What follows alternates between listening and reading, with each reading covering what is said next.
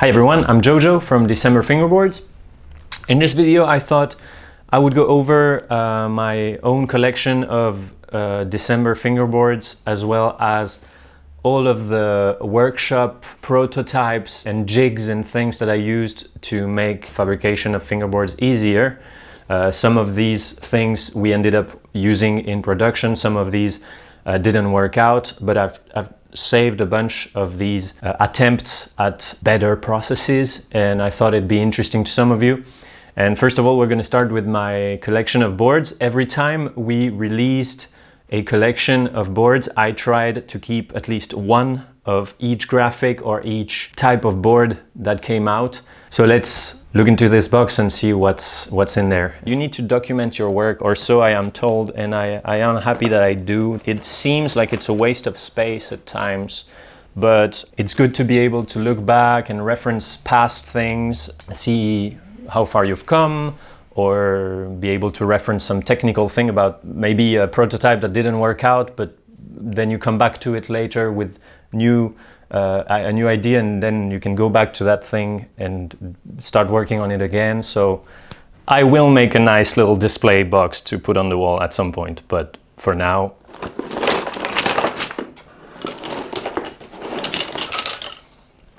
just to start things off, this is the very first board I sold. I sold it to a Buenos Aires local, and he then gave it back to me at some point.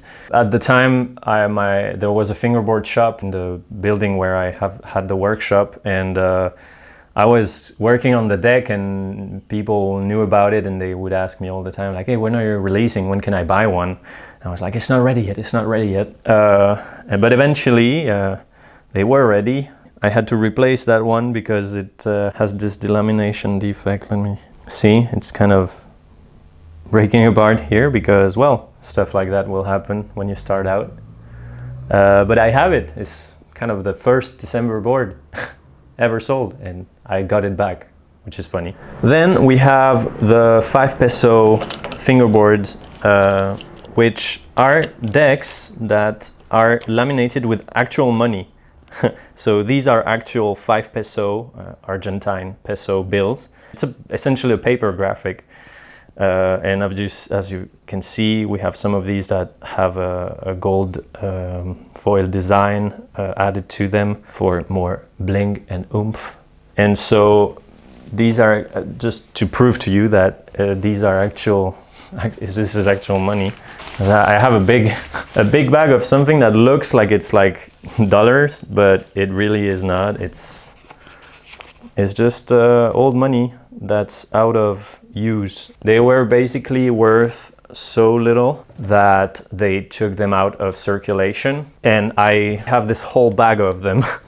So this is heavy. I have around 2,000 of them, which I all gathered before they were taken out of circulation because I wanted to make art projects with it. So I spent a lot of money to get them. I went to every shop, and I even wrote to the Central Bank of Argentina to get more. And then I waited until they were not in circulation anymore so that I could just work with them, because it's illegal to deteriorate or alter currency that is in use. Actually, before the 5 peso bill, those are filthy. Before the 5 peso bill, they took the 2 peso bill out of circulation, and I'm kind of sad that I wasn't in Argentina at the time, because the 2 peso bill was much nicer. Like, it looked a lot nicer. I think I like the colors more. This is the first graphic we ever made, and this is not a real wear graphic. This is pad printed, so that means that it's like screen printed, but a big squishy pad comes down onto the board and applies first the white, and then another big squishy pad goes onto the board and applies the black ink. And that was the first graphic kind of real wear looking that we had.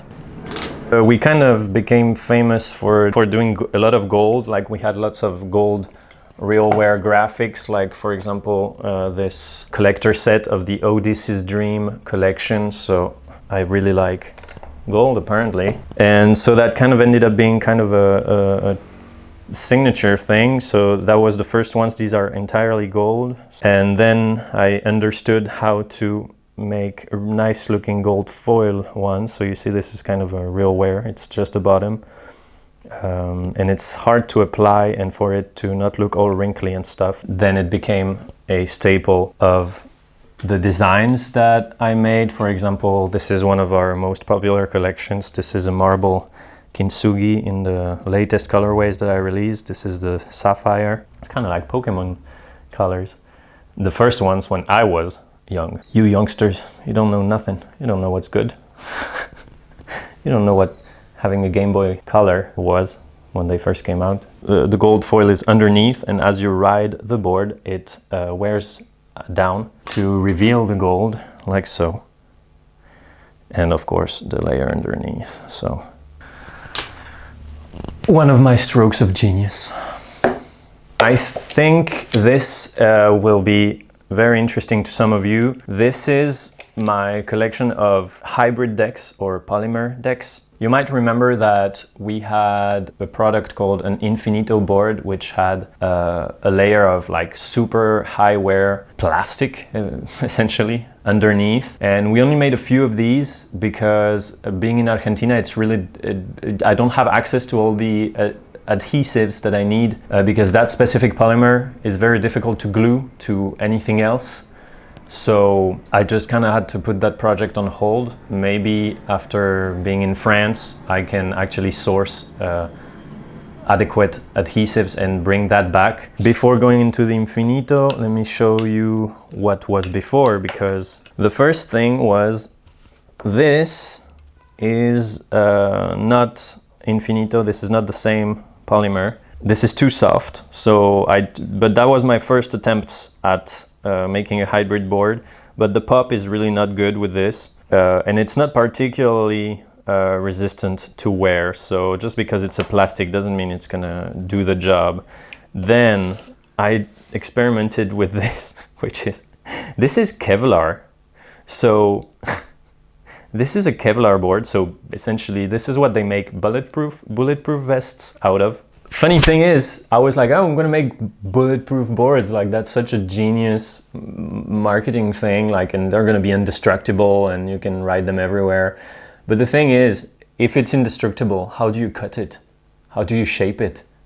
I can't sand that down. I can't shape it. It's really hard to cut. It was so difficult to cut this with the router. There's techniques, of course, but it just seems like a lot of hassle, because you see, I stopped making carbon fiber boards and I didn't try to make these because working with resins, like the epoxy resins that you need to work with carbon fiber and Kevlar, is just not fun.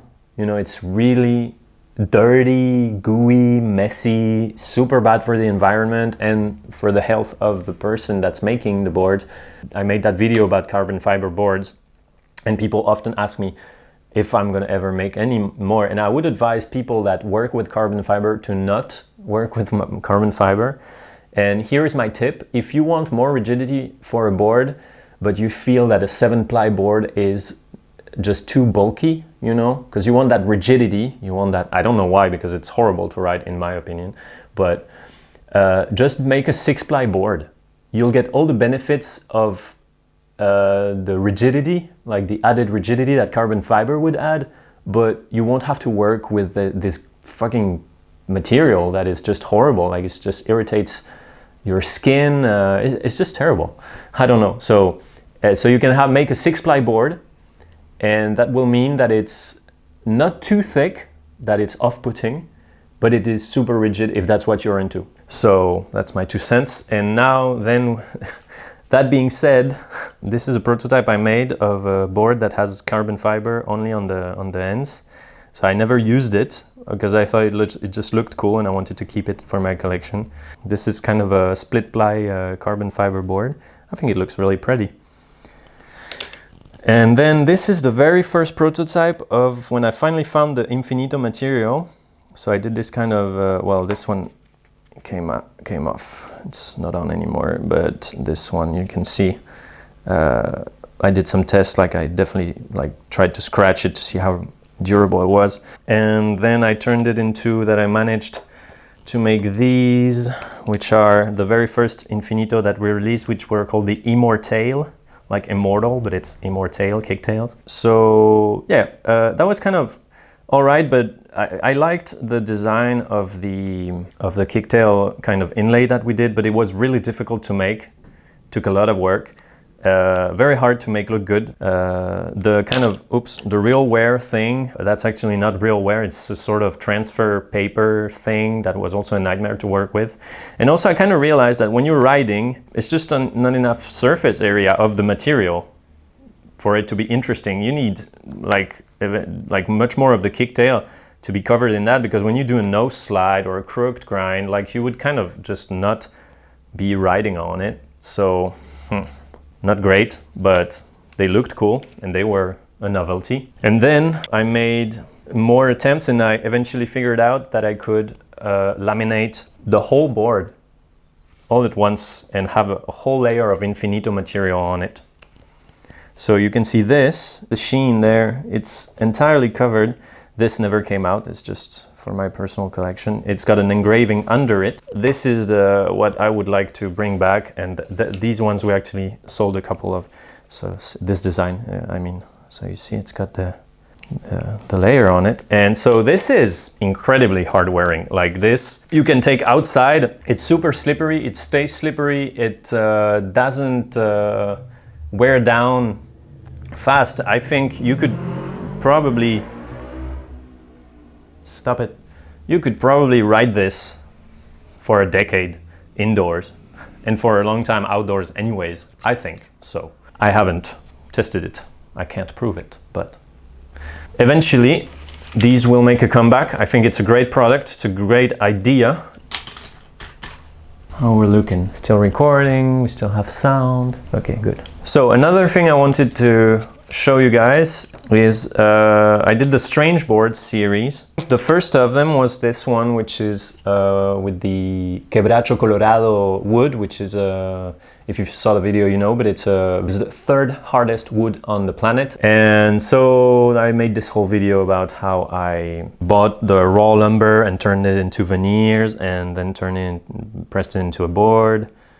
And it was super interesting to write it, because it's kind of like writing a carbon fiber board because the wood is so hard. So it's super stiff board. And I only made like 4 because I didn't realize that I should make 20 of these, of course, to sell them. So I made like 3 because that's what I managed to get out of all the work I put in the video. And so that's a mistake that I corrected when I made the second video of the series and the last one, because just couldn't make any more videos after that. And these are the recycled skateboard and fingerboard decks. So recycled fingerboard, as you can see, very thin plies compared to this one, which is recycled skateboard, which is much thicker veneers. This one didn't turn out very good. This is the chips that come out when we cut the boards to size on the CNC, and it just didn't turn out very well. Black River and other brands make these with the shavings, and they look much better than me. And just I couldn't make it look good. And so this is recycled skateboard, and this is recycled fingerboard, but cut like tangentially. I have a big block here. Actually, I can show you. I kept 2 of these, so this is a big block of glued fingerboards and of glued skateboards. Well, you probably saw the video and you can go check it out if you want to know what I'm talking about. And this one I really like it's a split ply of all the different techniques. So you've got recycled skateboard, recycled fingerboard, recycled skateboard again. Pretty cool here to see where the truck holes used to be, because these were all fingerboards. We made a few collabs with other brands through the years. This is one that really put us on the map. We went with my friend Mauro to the Fingerboard Rendezvous in 2023 and eventually struck a deal to make like a little collab deck. Just a little gold inlay, December X flat face, something real simple. And these went really fast actually. So that was a kind of a big deal for us. So this other collab, this is actually another pad printed graphic, and this was with FBS, our first collab with FBS. Well, the only one really. Just made this cute little graphic and brought it to the screen printing place. I really like Loft Obstacles as a brand. I think the brand identity is amazing. So this was the first collab we did, which was just a gold inlay. We're still figuring it out. It's not super gold. I got better later on. Well, I mean, the flat face ones is quite spot on.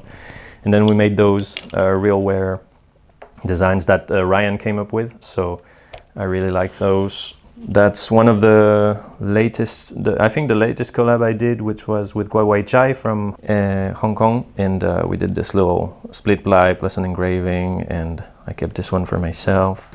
All right, and just that one I thought was kind of a cool idea that I would show you guys.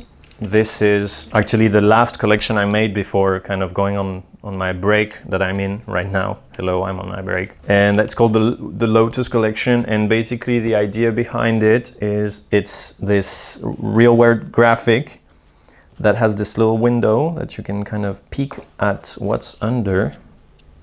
And then the concept is that as you write it, you reveal the actual design that's underneath. So these are all like flawed decks that I couldn't sell. So you see you've got split plies, tie-dyes, and the idea is that after you write it long enough, you get to see the graphic. And that was inspired by when I was a kid. It was one fingerboard per year. Every time for my birthday I would ask for a new one, and so you would use them until the real wear was completely gone. You only had like a hint of what was there under the wheels of the board. So I kind of wanted to echo that feeling of like having used the board so much, there's no trace of there ever being a real wear graphic in the first place. So that was basically a look at the boards I kept. Of course, I've got many more, but I thought those were kind of the more interesting ones. I hope they were interesting anyways. I thought now we could look into some more technical things like workshop accessories and jigs and prototypes. Sorry about the mess.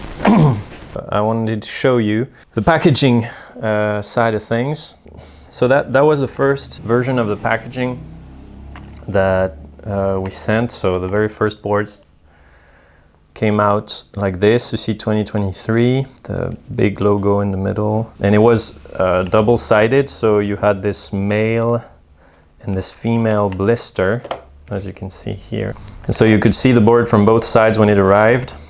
So there was attempts at different kind of thicknesses. It's square outside, as you can see. And initially, I kind of asked my girlfriend at the time, who is a industrial designer, graphic designer, like, because I actually wanted to make it this shape, and she said, "Oh no, a square would be better." And I did it like that, like she said, and I hated it. So later on, I changed it to this shape, and still the same design and concept. So 2 custom blisters, and you can see the board from both sides when it gets there, which was nice, but a lot of work because you had to make the 2 blisters. So this is how we made the blisters. This is a blister prototype. So the idea would be that you kind of unfolded it and opened it, and it came with a little stand eventually. So that was an idea that I abandoned. So these are the custom blisters, as you can see. So there's the male part, and you get a female part as well. So this little device, this is what the plastic sheet will be pressed against, and you see there's a bunch of little holes in there out of which the air is sucked, and so that sucks the hot plastic against this shape, and this shape turns into this shape, and then you trim it, of course.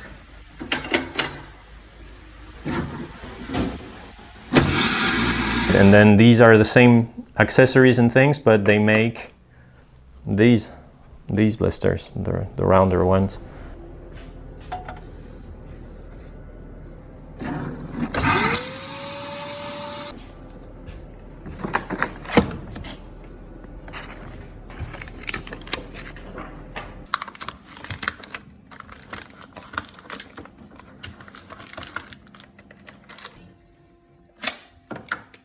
And then I just realized it's too much work to make 2 blisters. And also I felt that this had no use in and of itself. It was just kind of an awkward object that you don't want to throw away, but you don't really have a use for. So I decided to make it only 1 blister and make it a little box so that you could have that and use it on your desk, so you can kind of like put your put your board in it. Say if you have a board, you could just kind of rest your setup on your desk in there, or when you're kind of switching trucks or wheels, you can put all the little screws and the little nuts and bolts in there so they don't roll off your table. Unknowingly, I made a really good packaging because I never ever had a board arrive damaged, which is a great deal, you know.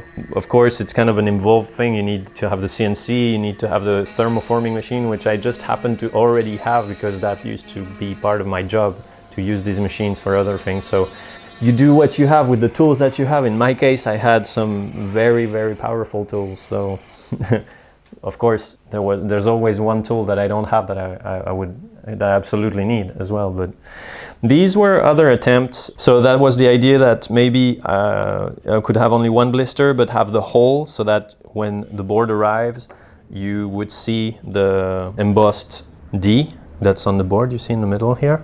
And then I made these other attempts where it's like a sleeve. Let me see if I can slide it out.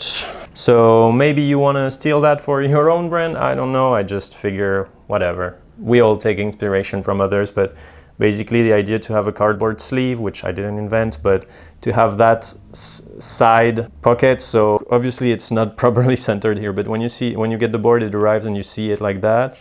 But then you can use this thing as a nice thing on your desk, where you can put your board on the side. Let me grab a board. Maybe you have your setup, and that's a nice way to present it on your desk, you see? And you can have two setups, one in here, and then the other one in the little slot. So, didn't end up doing that, and even prototype this one as well. Up, see, that one kind of looks like Flint's packaging. You have two finger holes to get the board out. So the reason that I didn't end up with that is because I had to outsource the cardboard cutting thing. My laser was just not very good at it. I also, if I'm going to do this, I'm going to print some cool designs on it, you know, I'm going to make use of the paper thing. It was just stupid expensive to get these little pieces of cardboard cut, and I just felt it shouldn't be that expensive. We already had that, it was working, so I just kept that. That shit is a ton of work, but it's so much nicer than anything you can buy. Nobody has that because you have to go to great lengths to copy this and get someone to make this for you. The only thing I got made outside of the workshop were the stickers, because that was easy enough to order from time to time. So that was the packaging. So continuing, I thought we'd take a look at molds. Check this out. So these are just a few of the boards I saved. These are all prototype decks. These are all not December boards that you know yet. My shape is called the S18, and that just means shape 18, because this was shape 1, 2, 3, 4, 5, Then we got the 18, the ones that you know and love, blah, blah, blah. Testing each of these sometimes took, you know, a few days or sometimes a few weeks. There's a lot of time put there, because I have to move, so everything's packed up. Okay, so when it comes to molds, there was a huge learning curve, because, well, first learning how to model it, design it, that was a whole thing. So for example, these are some of the first ones I designed and modeled and just 3D printed. Yeah, you know, like very first molds. Like I'm just a baby at this point. I'm just so small. March 2022. So we launched in December of that year. Third iteration. I was actually mostly doing 3D printed decks to test things out, but at some point I was like, well, I kind of wanted to start testing molds as well. So eventually I was happy with the design. We got the shape we like, S18, So now we need molds to press decks. So I first started I learned that I could 3D machine on the CNC. Believe it or not, I had never done it with the big CNC. I thought, well, that's too small, too tight tolerances. I can't do that with my giant CNC. But I could, just had to go slow. And so these are the first wooden molds that I made. Wanted something more stable, so I ended up going for this industrial plastic thing that I could as well machine, because I couldn't machine aluminum on my big CNC. I couldn't machine it well anyways. I had to machine materials that my machine could handle. So that was either wood or plastic. So that's like an industrial plastic, and it can withstand tremendous amounts of forces, especially when it's a big block like that. So that's a big block of that plastic. Sorry, it's dirty. That was actually used. And you see just the locating pins, alignment pins are just wooden dowels. It's all very DIY, as you can see. Check these fucking like inserted by hand metal pins. And that's the first, I don't know how many 100 boards were pressed in these. I had like 5 or 6 of those. That was the big D. Then we changed it to a smaller D, like this, because I felt that was kind of nicer. I even started actually like machining the molds out of aluminum on the big CNC, but they didn't look great. They did the job, but so I invested in a smaller CNC and started machining my own molds out of aluminum. So that's a failed part because I did a programming error. So see, this is the dead body of an end mill in here that stayed stuck because it plunged where it shouldn't have plunged. So this is one of the molds midway through machining. So you see I was hugging out all that material that were going to be the marking pins for the truck holes. That was the D. You see, first you kind of take the bulk of the material off, and then you do many small passes with a round end mill, ball nose end mill. So I kept that as kind of a reminder to double check your tool paths, but eventually anyways I got to be able to machine nice molds out of aluminum, as you can see. So these work like so. They align, and I liked the 6 alignment pins because what I really like about this is that they will center the plies. Like when you put the plies in, you have to kind of keep them centered in the mold like this, and also in this direction. I just felt that like that was really dumb and really annoying. So I put these 6 alignment pins so that I could just kind of drop my veneers in there and they would just stay there, stay centered perfectly in the mold. And you might be wondering, well, what is this? And this is actually the centering reference for the presses that I made. One thing is that we never used a hydraulic press. Maybe we should have, to be honest. So I designed my own presses. So this is the very first prototypes that I made. I thought I could use these things called toggle clamps that work within a certain range of force that they can apply, and they're really common in workshops, in metalworking or woodworking factories. And I just got these that could exert 1.2 tons of force, and I got some custom structures welded up by someone I knew, and that worked for a while. Like, to be honest, it was really easy because you could just go click and it just applied 1.2 tons of force. Boom, Bob's your uncle, or Javier is your brother. If we're doing the Argentine version. But eventually it was kind of hard after, like, to get it to close sometimes. So I found another method, which I'm going to reveal. I think it's fine. I don't think it's necessary to do your own presses. I did that because it's fun for me, I guess, and for some reason I was against using a hydraulic jack. I don't know if I would take that decision today, but this is the very last presses that I made. Entirely custom. I welded those, designed and welded those myself. It took me a week to fabricate. And the way that they work, it's basically a screw press, but just a really beefy one. So this screws on top and presses on a ram that goes down, you know, just like a hydraulic press. It's just that the thing that's applying the pressure is the screw.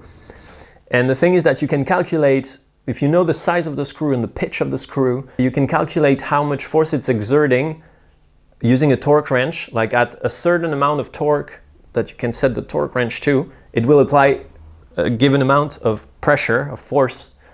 And so I just did the math and calculated that at a certain setting on the torque wrench, I would be exerting a certain amount of pressure on my molds. And so I used a square ram, and that's what the locating fixture on my mold here is for. It's to center the ram exactly and perfectly center the force. So as I said, in the future, I won't be doing custom presses like that, or at least I will drop this. Because, I mean, it was kind of nice, but it was kind of overkill. I mean, just use a hydraulic press, dude. What's wrong with you? But it was a lot of fun, dude. It was a lot of fun to design this, to think about it. So, no regrets. I learned to weld. Not that I'm a good welder, but I never thought I would talk about that, my custom presses and stuff, because I don't know. But there you go. Maybe that's something that can be useful to you. So we did the molds. So this was my attempt at punching the holes all at once through a board. So the idea was using a press and having that on the end of the press to just punch 4 holes for the trucks at once, because that was one of the things that I thought about. How about I just punch and die all holes at the same time in one motion? Blah! 8 holes. Wouldn't that be nice? So that was one of my little prototypes. Yeah, I guess you could do that. Another thing that I didn't end up pursuing, and that's got to do with the holes, check this out. So this is something that I would want to have put on the drill press, and would want to put 4 drill bits in there.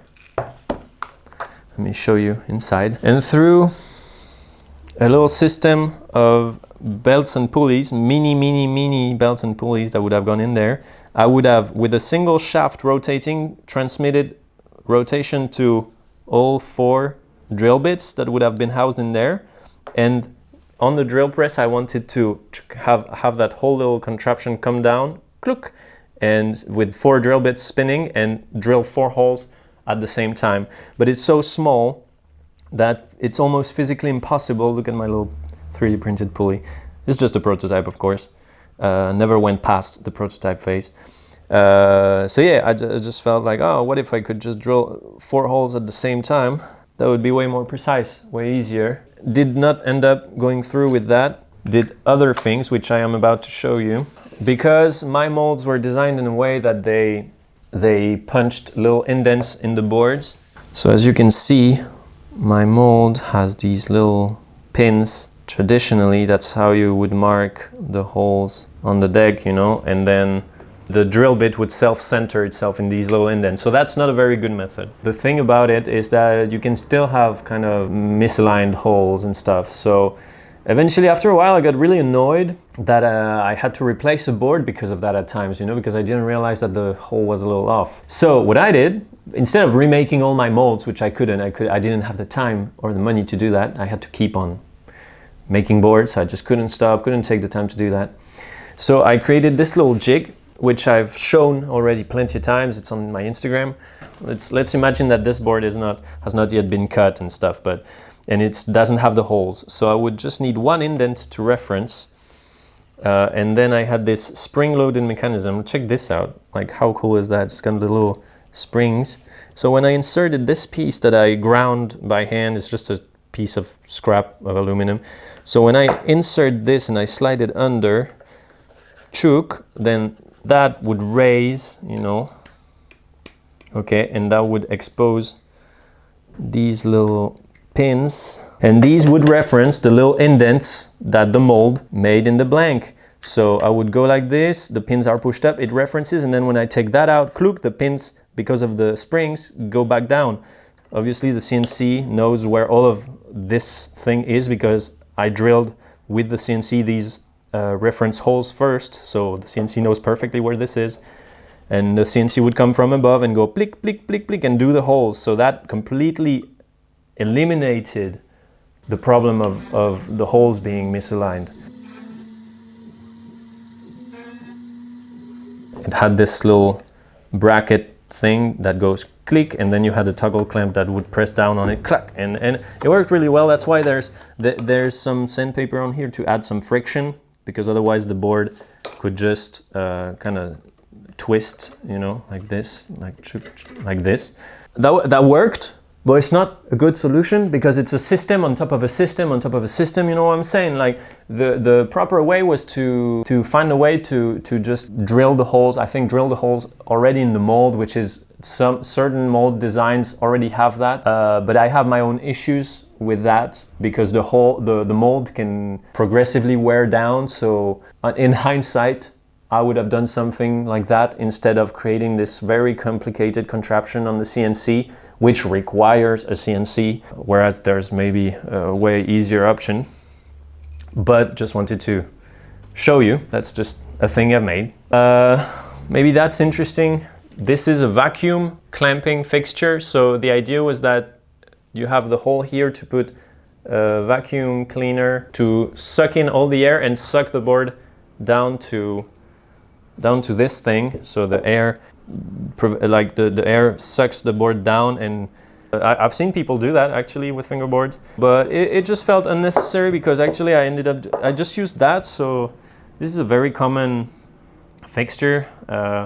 So you just screw that down to the CNC table, and the pins reference where the board goes, and the pins actually do a lot of the holding already. And then I had these super strong neodymium magnets. As you can see, they're hard to remove.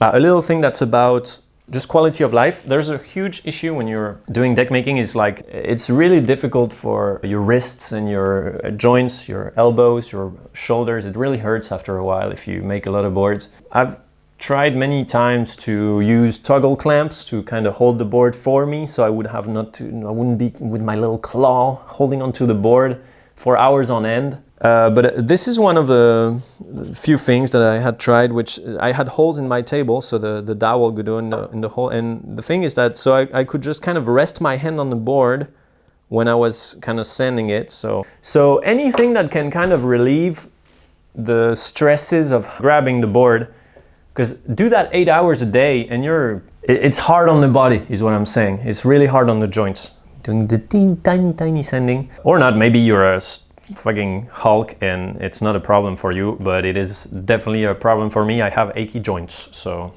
just try to do these little improvements, I guess. And for my next number, the very last one, just wanted to show you a few solutions I had thought of to take care of the problem of, like, you know, when you cut the board like straight down, you don't have the correct angle on the kicktails, and then you kind of have to get that perpendicular. Talked about that in my initial best fingerboard in the world video, and I had made these rocking shapers that cut so you can get the board at the perpendicular angle. Then I started cutting on the CNC the board, so I did come back to having the same problem of the angles being wrong. But the thing is, I made myself a machine that does that for me. Like, I have this little machine that takes that wrong angle on the board and makes it perpendicular to the kicktail. So I'm not going to show you the machine because you can't get everything for free. I'm just not comfortable sharing it, you know. If you manage to invent it yourself, I won't sue you. I don't have a patent on this thing or anything, but you know, certain things I want to keep for myself. Spent a lot of time and money to invent it, I guess, in this case. But I can show you a couple things that I've tried. So that kind of worked out, and people have made versions of this that were much better than mine. So one thing that I did is I even made these little jigs so that would sit on the CNC. So you would have this board that would still have the problematic angle on it, right? And you would put it there, and then you would just kind of reference everything so that the CNC knew to come and just cut these.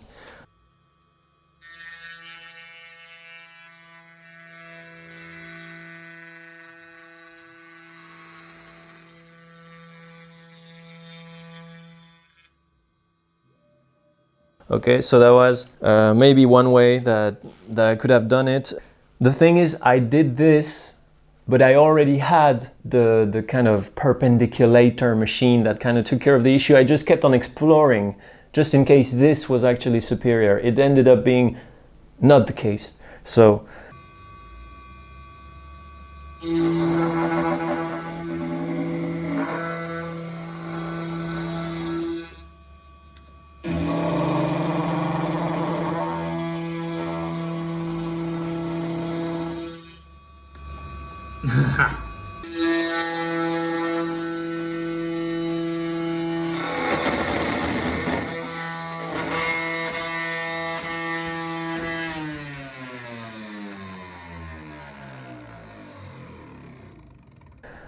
And then here's another attempt I made, because I kind of like, I think there was an idea of like, I'd like to not be dependent on the CNC so much, so I would like to have simple processes that don't involve machines if I can afford it. So this was one of the attempts at that. So this little jig has this geometry that rides along this, and this enables me by sliding it back and forth like this to eventually send it to the point where the problematic angle is removed, you know, because there's sandpaper in there. God, I don't know if it makes sense what I'm trying to explain. Maybe if I show you. So you would put the board on here, and so you slide it down, and the board is held relative to this perpendicular. So you go down, and the part where the sandpaper is actually a funnel. It ends up at exactly the right distance. So you enter, and you got space, and as it goes down, it narrows down and it starts sanding. And my concept was that you would do like that. You would go tack, tack, tack, tack, tack, until there's nothing to sand anymore. So